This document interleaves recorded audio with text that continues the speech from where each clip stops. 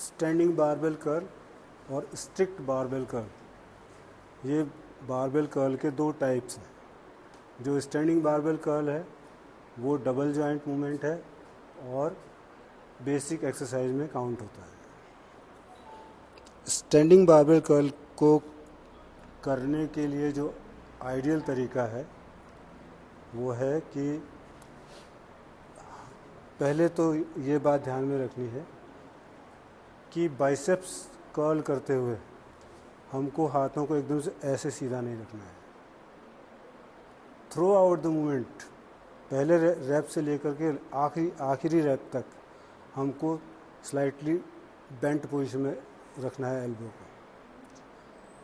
इसका मतलब क्या है कि शुरू से लेकर आखिर तक हमारी बाइसेप मसल लगभग 10% कॉन्ट्रैक्शन मोड में रहेगी ही।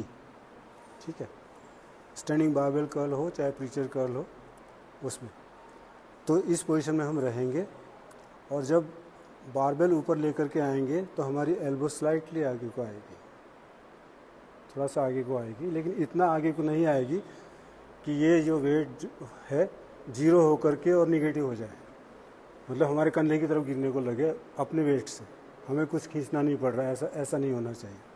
तो एल्बो को हम इस पोजीशन में रखेंगे कि वो हमें वेट महसूस होता रहे। और फेलियर सेट जब हम करते हैं तो उसमें स्लाइटली चीट करने की गुंजाइश बनती है, जैसे कि आखिरी रैप है और नहीं हो रहा है तो हम हल्का सा जर्क करके आखिरी रैप को पूरा कर सकते हैं। ऐसा नहीं कि शुरू से ही हम कर रहे हैं, शुरू से स्ट्रिक्ट चलना है और जब लास्ट रैप का नंबर आता है हमें लगता है कि रैप पूरा नहीं होगा तब थोड़ा सा जर्क कर सकते, तो इसमें एल्बो थोड़ा सा आगे को होती है।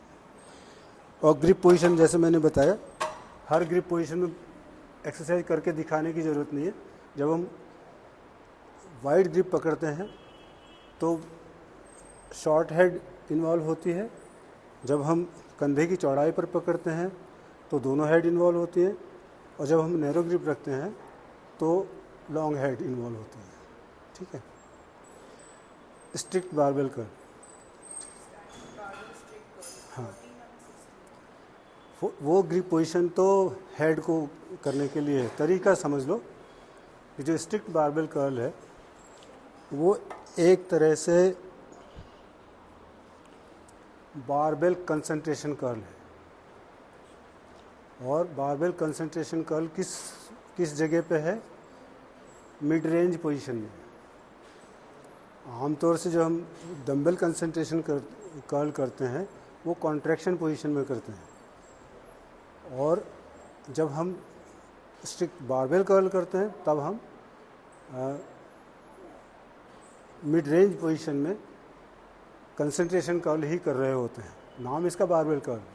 तो इसके लिए क्या है कि एल्बो की जगह नहीं बदलनी है। जैसे बारबेल कर्ल कर रहे हैं एल्बो वहीं रहेगी,